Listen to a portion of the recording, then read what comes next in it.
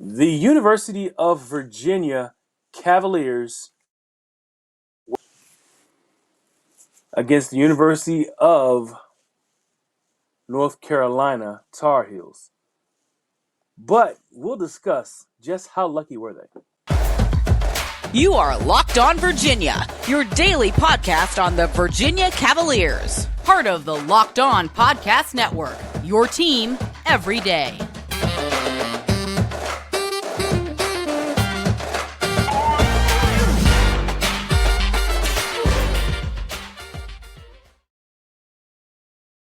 Good day, viewers and listeners. I am your host, Big Law, Lawrence Johnson, and welcome to the Locked On Virginia Cavaliers podcast, the first place to come to get your Wahoo Fix every day. Oh boy, and thank you for making the Locked On Virginia your first listen every day as part of the Locked On Podcast Network.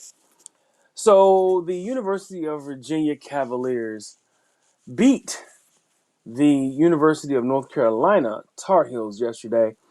And it's kind of an epic thing whenever University of Virginia beats these guys. Now,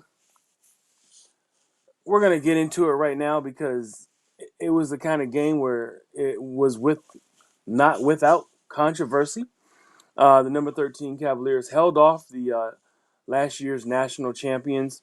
But, of course, the controversy, is something that a lot of people will have something to say about it. And this is what is to be said. If you watch the game, you know that Armando Bacot, the all-world big man, center / power forward for the University of North Carolina, was lost with about 2 minutes into the game. And I can tell you this, the way that I saw the game, just in those 2 minutes, it just did not look like University of Virginia was going to have a good game against him. He was batting the ball out. He was getting to balls that some of our big men can get to. He was out powering Caden, which, we kind of figured that it would be a situation where you'd have to put Poppy in, but then you have to worry about fouls. But the score, 65-58, just kind of shows you that, UVA has different ways to win, and we'll dig into this a little bit deeper as the show goes on. But UVA 12-3 now, 4-2 in the ACC. North Carolina 11-6, 3-3 in the ACC. And I know that it's we're halfway through, and some folks are already kind of writing off the University of North Carolina Tar Heels. Don't do it. Don't do it. They always say, never underestimate the heart of a champ. When we're talking about what the Tar Heels did, keep in mind, yes, they didn't have Armando Bacot pretty much for the whole game. Keep in mind, he's a Richmond kid, too. I don't see how he got away from us, but he's a kid averaging 19 points and 11, 12, or 12 rebounds a game. But he chose his destination, and he's been doing well. He's been tearing it up. But he was out. Twisted his ankle, and it was not the ankle that some of you were probably thinking he twisted in the tournament last year. It was his other ankle that he had that he twisted. So, now that, we're kind of out of the woods with him, let's not also forget about Nance. They did not have their other big man, who is the son of Larry Nance, and his first name, Pete Nance, from Northwestern. I believe he played at Northwestern last year in previous years. Averaged 14, 15 points a game for them. Another 6'11", 230-pound big man that they did not have. He can come in and can score, rebound, block shots as well. Having them two guys on the, Pete Nance and Armando Bacot down low, they're just a terrible combo to try to deal with. Now, let's not forget, this is not the last time we're going to see this team. We'll see them again on February 25th. So about a month and about 2 weeks down the road, or a week down the road, a month and a week down the road, we'll get an opportunity to see them, and we'll be in the Dean Dome in North Carolina in Chapel Hill. So we are not out of the woods by any stretch. And by that time, Armando Bacot will probably be back, and Pete Nance will probably be there as well. And you think about it, we won the game by 7 points, and if it wasn't for some of the runs and some of the lights out dead eye shooting by a freshman, we may have lost that game. So let's think about it. Caleb Love comes up, has 13 points. R.J. Davis, another veteran guard out there. These two guards did a great job. R.J. Davis has 16 points, and Washington, the backup to those two guys. Washington, another big man, came in, had 13 points, and I believe 5 or 6 rebounds in the game as well. So this was not an easy game by any stretch, even though University of North Carolina were missing a couple of their main pieces. One thing that was clear is it looks like Reese Beekman is getting his legs back, everybody. If you didn't see him elevate and dunk in the second half when he drove to the bucket, it looks like Reese is really getting his legs back and really getting through the injury of the hamstring that he had earlier in the season. That's only going to bode well for this team. But yeah, I will tell you this. We were fortunate, dare I say, lucky that we did not have to deal with Armando Bacot and Pete Nance down low with those guys. Now, still, Kihei Clark, Reese Beekman, Amon Franklin, and Isaac McNeely. Why am I saying all these guards' names? It's because Coach Tony Bennett went to a 4-guard rotation. I don't know if I'd ever seen Tony Bennett ever run a 4-guard rotation. And the big man was Bennett Vanderplas. And in actuality, that was probably something ingenious that he just didn't really. He probably on the surface didn't know that he was going to run that many small players on the court. But once Armando Bacot went out, it made it a lot easier to make those decisions. Think about it like this. The way North Carolina was playing, to me, within that first 5 minutes of the game, North Carolina was quicker to the ball. North Carolina was making plays. Oh, excuse me. North Carolina was making plays that usually you wouldn't see them make, usually plays that they would make, but usually Virginia, with the hustle, can usually get to the balls. But North Carolina was playing so much quicker than University of Virginia. So, Coach Bennett, I don't know if it was a panic mode or it's just some alarms were going off in his mind, but he was like, I have to do something different right now, especially with their team being smaller and they're using one big man.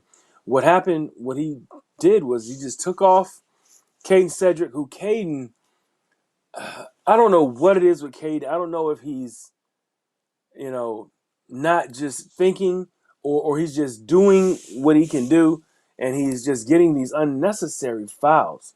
If he can stay out of foul trouble and stay on the court, it makes this defense a lot tougher to deal with because he's a legitimate shot blocker. He averages almost 2 shot blocks a game and he changes numerous shots, during the game. But I don't know. We got to figure something out with Caden. And also, he takes a beating from the other guys. The other guys are always elbowing him.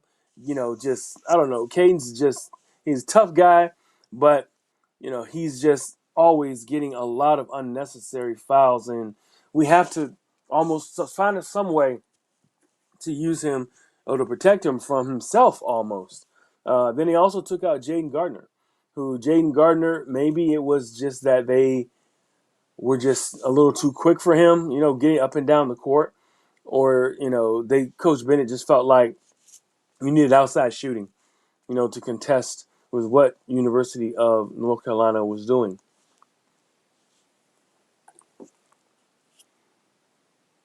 Looking for a delicious treat, but don't want all the fat and calories? Then you got to try Built Bar. We just got through the holidays, and I know my goal is to eat a little healthier this year. If you're like me, where you want to eat healthier, but don't want to compromise taste, then man, I've got the thing for you. You got to try Built. With Built Healthy is actually tasty. Seriously, they're so delicious you won't think they're good for you. Perfect for your New Year's resolutions. What makes Built Bar so good? For starters, well, it's covered in 100% real chocolate. That's right, real chocolate. And they come in unbelievably good flavors like churro, peanut butter, peanut butter brownie, and coconut almond. I'm not sure how Built does it, but those bars taste like a candy bar while maintaining amazing macros. And that's even better. And that's even better when you're trying to eat healthy. Only 130 calories and 4 grams of sugar for a whopping 17 grams of protein.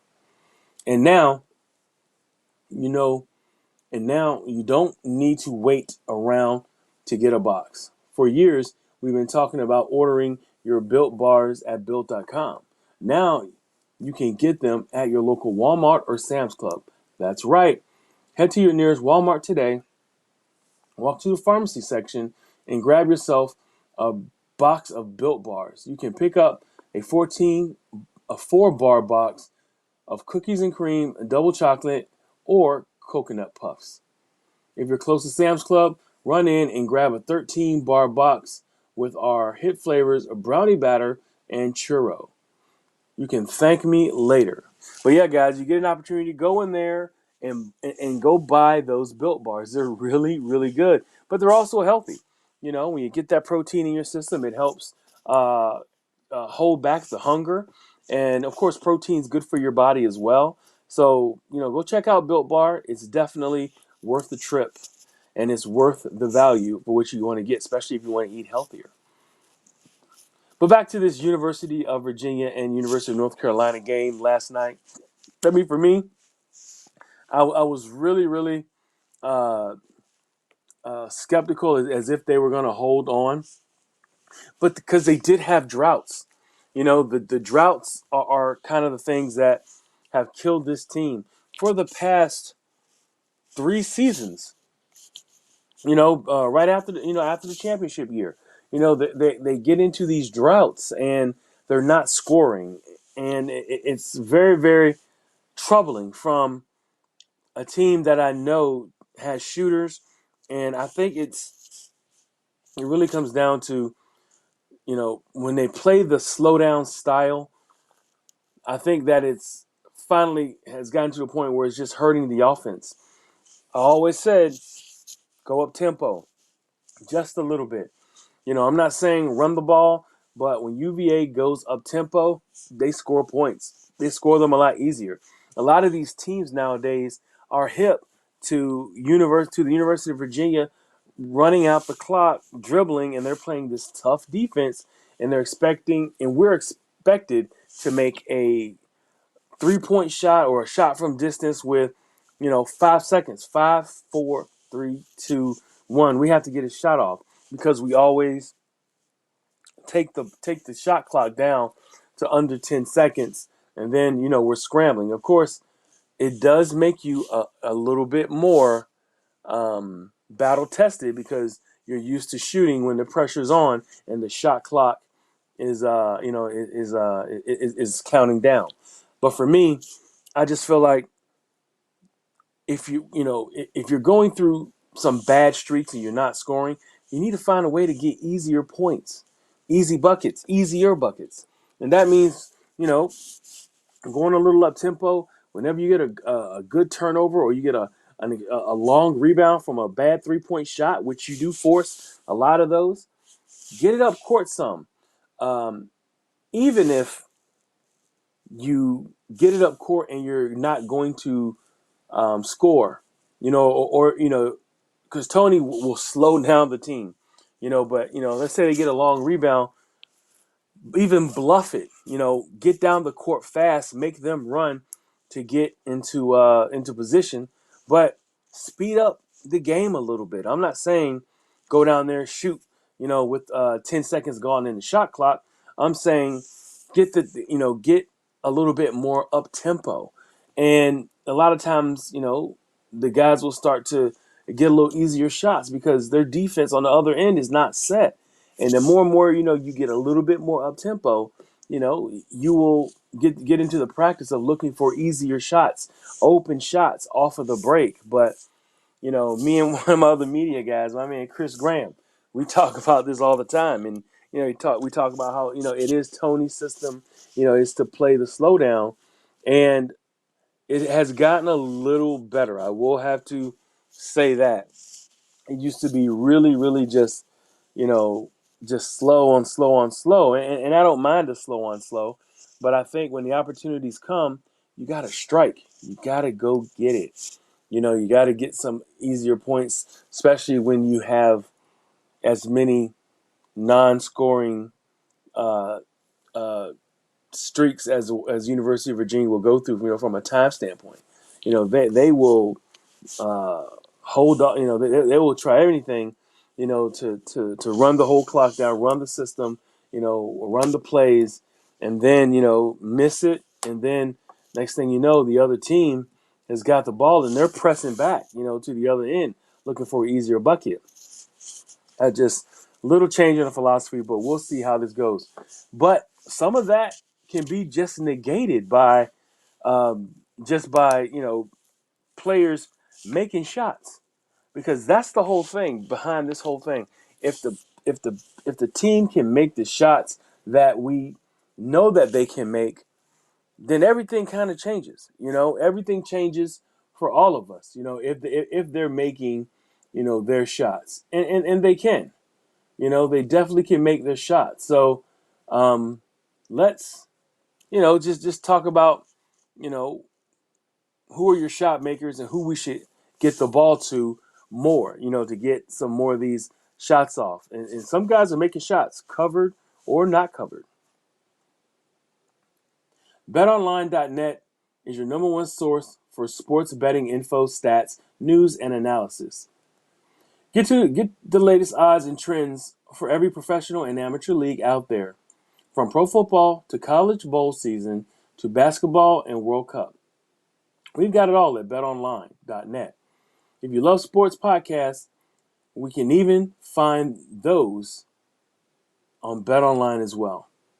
We're always the fastest and easiest way to get your betting info. Head to the website today or use your mobile device to learn more. BetOnline, where the game starts. Thank you for making Locked On Virginia your first listen today. Make sure you check out the brand new podcast, Locked On College Basketball. Everything you need to know about college basketball at one place, plus hear from big name experts, insiders, coaches, and players. Locked On College Basketball, available on YouTube and wherever you get your podcast. So yes, man, we're talking about the players and who are the ones who should be taking these who should be taking these shots on this team. So I'm going to start off right out of the gate. Quite frankly, over the past 5 games, he's been the hottest three-point shooter on the team, and it is a true freshman.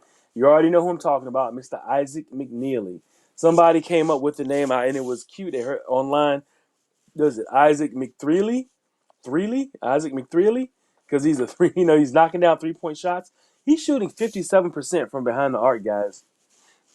Last night he shot like 3 for 4. The night before that it was like 4 for 5. The night before that he shot like 2 for 5. So he's out of the last 5 games he shot 57% from deep. And I said he is the only real deadeye on the team. He just looks confident. His stroke is clean. When he gets it in his, gets it in the cradle, meaning, he gets the ball set up in his hands. It's a stroke. It's a pretty quick stroke, and it's more than the percentages show that's more than likely is half 50, more than 50-50 his shot's going to go in. So that right there just gives me, just hope, and also just gives me the opportunity to feel like, okay, we got something special with him. And you put him with Ryan Dunn, who absolutely is, they have called him, he kind of reminds them a little bit of DeAndre Hunter when he was young as well. And I can see some of that with the length, athleticism, and some of the defensive prowess that he has. He's come in and he's turned the tides against some teams' best perimeter players when their perimeter players are rocking and rolling. So, but shout out to Ryan Dunn. But Isaac McNeely, my man, he is shooting the lights out. So I saved this time for the end here to give props to the one guy who's had it tough for the last few games, and that is the man Bennett Vanderplas, the transfer from Ohio, who came over for Coach Bennett, whose father is one of Coach Bennett's close friends, played with Tony Bennett when they were in college. How about Bennett, guys, from last night? Bennett wound up with 17 points, 8 rebounds, 2 blocks, and 2 steals. Superb game. Was 3 for 3 from behind the arc. Now you tell me, when you have your big man, who he played the big man position for the University of Virginia last night, because Virginia played 4 guards around him. How about Bennett stepping out, making their big man step out, changing it up a little bit? Kind of also, he can give them a little bit of that Princeton offense look where he's a big man who can distribute and he can shoot. But, if he pulls the big man away, you have some guards running some tricks behind the big man, and there's a lot of space back there for the guards to maneuver around and get easier buckets. That's what Bennett Vanderplas can give you, especially when you got those guards back there doing their duty as well. But Bennett Vanderplas, player of the game. I was thinking about giving it to my guy, Isaac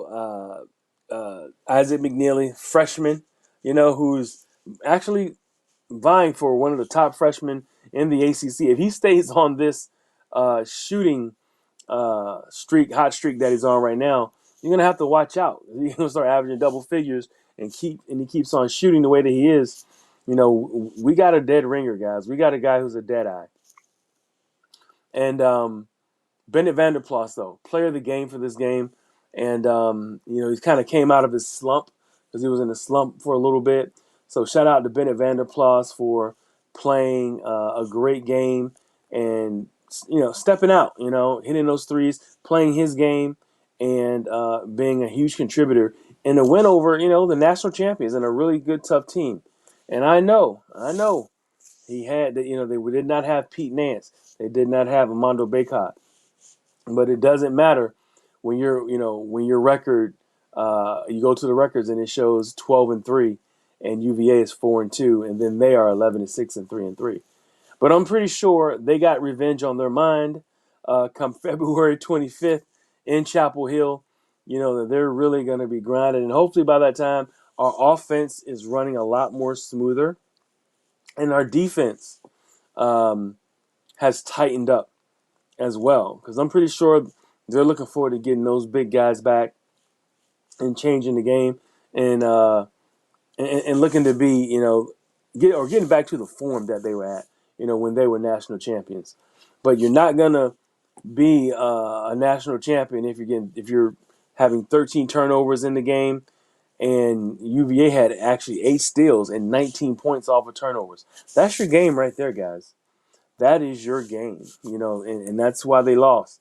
And then, of course, our outside guys, were heating it up, on there for them. But this has been great, guys. I'm actually going to have a great show coming up for you. It's a special show. It'll be a State of the Union for recruiting for the University of Virginia. Like, where are we? There's been so much turmoil, so much stuff flying around when we're talking about the football recruiting for University of Virginia. I'm going to have my recruiting specialist, Jackie Franchuli from 247 Sports, in the building. and I'm just confirming it now with her. It will be Friday. So make sure you guys tune in Friday. We'll get the show done, and then we'll get it up on all the systems. But yeah, she's definitely on the ground floor. Make sure you go check her out at 247 Sports. And you want to know any news about recruiting for the University of Virginia, you gotta check her brand out, who she works for. But yeah, let me see here. Yes, I got to confirm. So it'll be a recruiting roundup based off of where the team is on the players. Of course, there's been players lost, there's been players gained, there's been more players out that have made commitments to the transfer portal. So, we'll give an update on all that, and just be on the lookout for the special episode. But like I said, thank you guys for everything. It's been great. Just keep on checking us out. Make sure you subscribe to the page or subscribe to the Facebook, subscribe to the YouTube page, and also like it on the Odyssey app as well. That just gives us more notoriety and helps us keep this thing going for you guys. But yes, we got to thank you again for making Locked On Virginia your first listen every day. Make sure you check out our brand new podcast, Locked On College Basketball. Everything you need to know about college basketball in one place. Plus, hear from big names like name experts, insiders, coaches, and players. Locked On College Basketball, available on YouTube or wherever you get your podcasts. Thank you guys. I'll see you tomorrow, and be on the lookout for that special recruiting show with Jackie Franchuli. Thank you guys. See you then.